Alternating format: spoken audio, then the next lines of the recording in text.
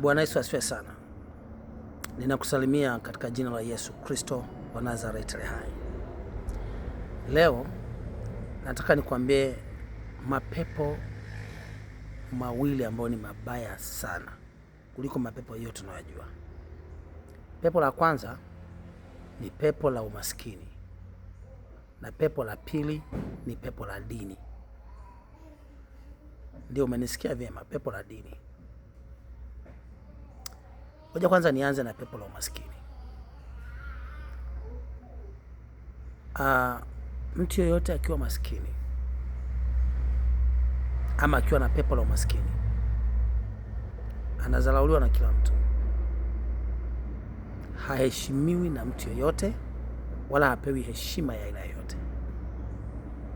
Na ukiwa na pepo la umaskini, ndio pepo la kifo, ndio pepo la magonjwa, kwa sababu hata kama ukiugua, hata ule ugonjwa ambao unaweza kujitibia, kama una pesa, kama wewe ni maskini, utakufa. Sasa mtu akiwa tajiri, hata kama ni mbaya, bado watu watamheshimu hata kama ana tabia mbaya. Angalia mfano nchi kama Marekani. Si unaijua ilivyo na unajua wanavyofanya, lakini bado watu wanawaheshimu,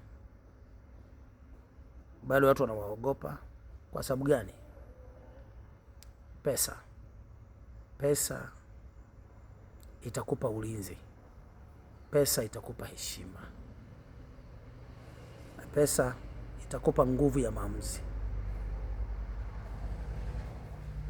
Tutaendelea siku nyingine kuhusu pesa, lakini pepo la pili nimekwambia ni pepo la dini. Kazi ya dini ni brainwash watu. Ukiwa mtu wa dini sana, huwezi kumwabudu Mungu wala huwezi kuwa tajiri. Mtu wa dini sana huwezi kuwa tajiri wala huwezi kumwabudu Mungu. Mungu na dini ni vitu viwili tofauti. Dini imetengenezwa na wanadamu kwa ajili ya kurahisisha utawala wa shetani duniani. Utanielewa tu siku nyingine kama utanielewa leo.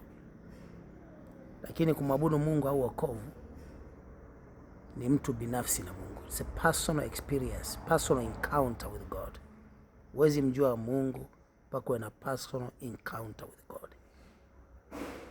Sawa, siku nyingine nitaendelea hapa, lakini ujue mapepo hatari duniani ni pepo la umaskini na pepo la dini. Mtu mwenye wokovu na mwenye Yesu ndani yake hana dini. Kumbuka tu, aliyemuua Yesu ni askofu mkuu. God bless you. Amen.